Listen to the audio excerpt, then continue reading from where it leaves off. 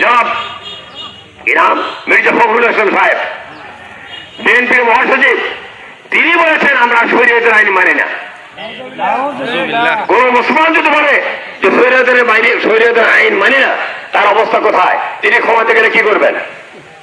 শেখ মুজিবুর সাহেব, আপনারা ৭০ সালের নির্বাচনে দেখেছেন, আমি লুৎফর রহমান নির্বাচন ওয়ার্কার ছিলাম, গাইবান্ধা কলেজের ছাত্র ছিলাম, ডাক্তার মোহাম্মদের সময় নির্বাচনের কর্মী ছিলাম আমি। সেইখানে শেখ মুজিবুর রহমান মিটিংয়ে বলেছেন গাইবান্ধা স্কুল মাঠে, মাদ্রাসা মাঠে, যে আওয়ামী লীগ ক্ষমাতে গেলে ইসলামের বিরুদ্ধে কোনো আইন তৈরি করবে না। যারা বয়স্ক তারা জানেন, তিনি নির্বাচনী সভায় বলেছিলেন আওয়ামী লীগ ক্ষমতা গেলে ইসলামের বিরুদ্ধে আইন তৈরি করবে না, কিন্তু ক্ষমতায় যাওয়ার পরেই সকল ইসলামের দল নিষিদ্ধ করে দেওয়া হলো।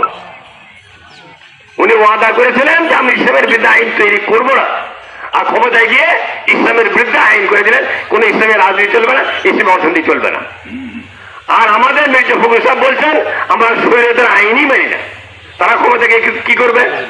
সহজে বোঝা যায়, ঠিক কিনা? এই জন্য সাবধান সতর্ক থাকতে হবে।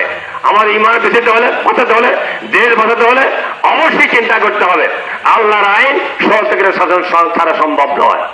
দেশের 54 বছর 18টি সরকার অতিবাহিত হয়েছে, এখনো শোষণমুক্ত, সন্ত্রাসমুক্ত, এখনো বৈষম্যমুক্ত রাষ্ট্র উপহার দেওয়া সম্ভব হয় নাই। তার কারণ তারা ক্ষমতায় গিয়ে নিজেদের দলের, নিজেদের কর্মীর, নিজেদের পকেট ভারী করেছে, জনগণের কোনো কল্যাণ করতে পারে নাই। এটা আল্লাহর আইন বেঁচে রেখে এটা সম্ভব নয়। আল্লাহর আইন কোথায় পাওয়া যাবে? আল্লাহর কোরআন রাসূলের সুন্নাহ। আরব রাষ্ট্র মরুভূমি রাষ্ট্র, পাথর আর পাহাড়ের দেশ। আল্লাহ রাসূল মক্কায় 13 বছর ছিলেন নবী হিসেবে, 13 বছর ছিলেন, কিন্তু সেখানে তিনি মক্কার 1 ইঞ্চি তাকে ইসলাম কায়েম করতে পারেন নবী 13 বছরে। এমনকি কাবা ঘর আল্লাহর ঘর, কাবার কার ঘর? আল্লাহর ঘর। সেই ঘরের মধ্যে 360টা মূর্তির বিরুদ্ধে টু শব্দ করতে পারেন নাই। কেন?